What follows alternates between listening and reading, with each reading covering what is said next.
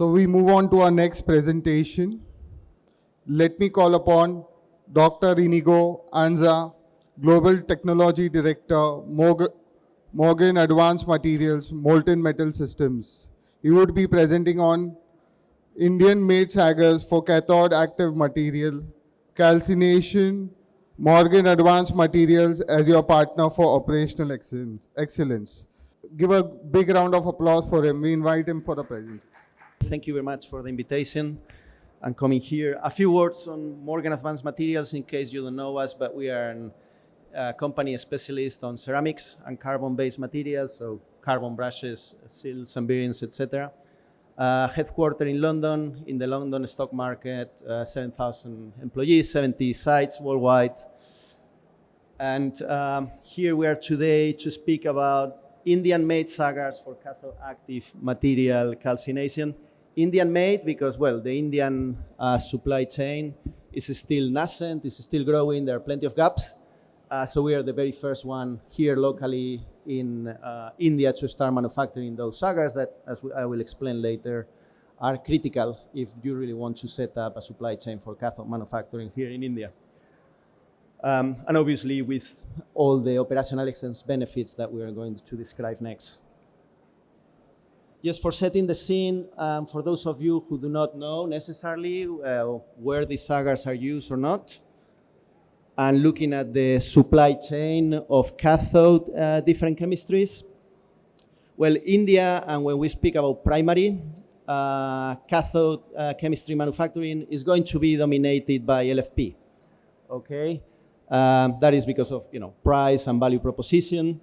However, the chemistry will be manufactured, it will go into the cells, batteries, end of use, but black mass recycling is really not profitable when it comes to LFP. I heard yesterday that here in India they believe with a 95% yield recovery on lithium, they might make it profitable. Certainly this is not the case in Europe where it's a gate fee business. If you want to recycle LFP, you will need to be paying a recycling fee to the recycler.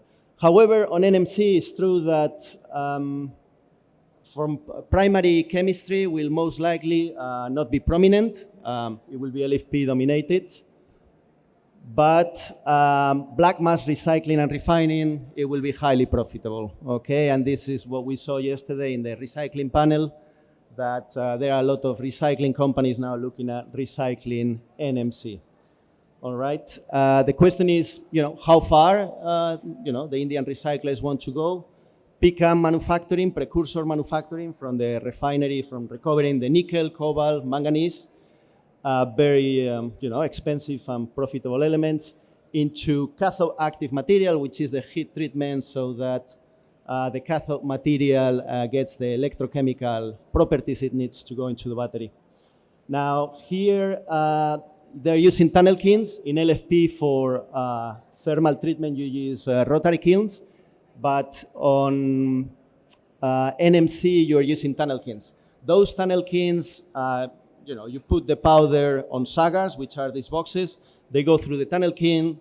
The powder has been treated. The saggars come back in another cycle, another cycle, another cycle. Okay, those saggars, they are hazardous waste. They have leftovers of nickel, manganese, cobalt. They also need to be recycled if we want sustainable, profitable growth in India as well, right? Couple of, observations on those saggars. If you look at the different consumables you might be consuming on a tunnel kiln, you're talking about rollers, pusher plates, heating elements, burners, insulation fiber, whatever that might be. Well, saggars as well. As you can see, a couple of attributes on those saggars. There is no Indian supply chain, neither in North America, neither in Europe. They all come from Korea and China at the moment. When it comes to hazardous waste, insulation fiber is also hazardous, but really it's saggars that it is a hazardous waste which is produced in significant amounts. A typical tunnel kiln, 5,000 tons per year, will be producing about 200 tons of saggars that need to go to a landfill if they are not recycled, okay? So no saggars, no tunnel kilns, no cathode production, There is no Indian supply chain. These are hazardous waste that, if besides profitable growth, you want to have a sustainable growth, should be recycled. I'm not going to go through all the data here, but it is true that LFP is taking a prominent role, but since there are so many electric vehicles, NMC, as per forecast, are also going to keep growing fast. North America, 6x increase. Europe, 10x increase on production of NMC powder. China, 1.5x is more moving into LFP. South Korea, if you look at the bottom, overall, we are talking ex-China, a 5x increase, 2 million tons of CAM from less than 500,000 now. And you can see 10 million saggars, 7,000 tons of waste that eventually will have to be landfill or recycled, right? The big question is India. At the moment, nothing is happening. There are a couple of startups working. There has been a first announcement of a 40,000 tons per year CAM production plant that hopefully will realize. Obviously, Morgan Advanced Materials wants to be there and become a local, a prominent player, right? But yeah, I could imagine that in the 6 years to come, there will be more announcements that this will keep going upwards. Our ramp-up and schedule plans, at the moment in Aurangabad, near Pune, we can produce in the order of few dozen saggars, okay, that we are sending to our customers worldwide for testing. We are moving from 12 millimeter wall thickness. Our materials are slightly heavier density than what you may find from Korea or China. We're moving to 9 millimeter wall thickness, which is taking us into the weight standards that somebody would expect for those saggars, okay? But we can serve those in a few dozens if you need them for your testing. A year ago, we got approval from our CEO in London for our piloting line here in India. You can see the building, yeah, it's about to be finished here, but now by the end of the year. The press is coming also for pressing. All the heavy machinery will be with us in December, January, so that we can start manufacturing. Initially, not a big capacity, 2,500 saggars per year, but you know, enough for our clients to put mid-low volume orders, and if we raise the interest, obviously we can increase in 6 to 8 months.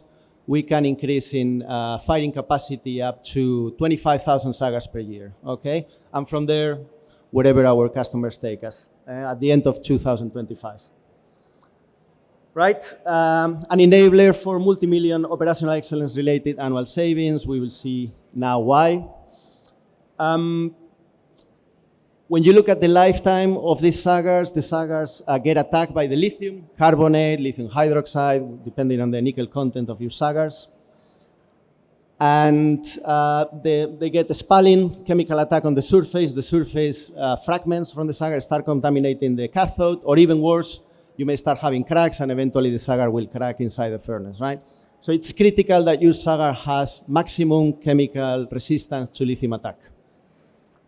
I will not go through the corrosion test cycle in details, but basically you can get a coupon of your material, put 1 gram of cathode material on top, a precursor, push it through the calcination cycle, remove the now calcine powder and take it again through several cycles.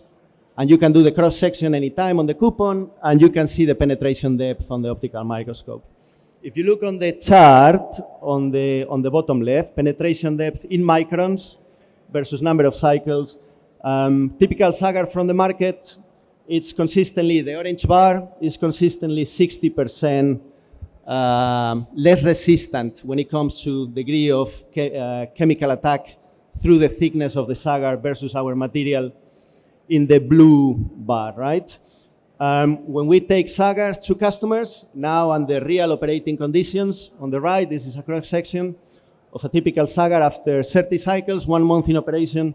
You look at the optical microscopies, 30 cycles, the attack is less than 1 micron, it's very stable surface. So both full saggar scale and coupon lab scale correlate very well. We are confident that we can give 2x, twice the lifetime that you may get from Korean or Chinese suppliers, right? We're looking at the surface continuity and Coherency, again, saggars from the market, they start having cracks very early on, start swelling and spalling. Our Morganite LIV solution after 50 cycles remains rather coherent, all right? Now, thermal properties and energy savings. Well, here what matters is not necessarily how fast your saggar gets hot, because the saggar is 18 hours in the kiln, and 18 hours in the kiln, and you know, the speed of the saggar going through the kiln is given more than anything by the heat treatment of the cathode material. What matters is how much heat you need to put in the saggar so that it gets hot, all right? And for that, you need the specific heat of the material. Incumbent versus our Morganite LIV solution, we are, you know, along the temperature, significantly below, right? When you take this specific heat to how much energy you need to heat up one single saggar, we're talking about a difference of 175 kilowatt hours for our saggar versus 2.25 kilowatt hours for typical competitor saggar. Well, this is more than anything indicative of where we're coming from, where we're heading.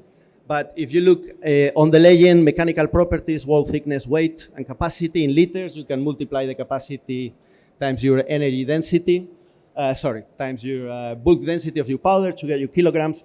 But an incumbent might be on a strength of 5 to 10 megapascals, a wall thickness of 12 millimeters, 6.2 kilos, 6.7 liters of capacity. Our Gen 1 2024 saggar that we are now actively looking at commercializing, it's, you know, look at mechanical properties, we're on the 10, 15 megapascals range, 9 millimeter wall thickness, the weight is going where it needs to be, and a capacity that is going from 6.7 to 7 liters. Huh? Our Gen 2 in 2026-27, it's looking at maximum mechanical properties, also thermal shock, also impact strength, minimum wall thickness, weight going down into 5 kilos, and a capacity going up to 7.3 kilos, which is already 9% above the 6.7 liters that you may find in the incumbents.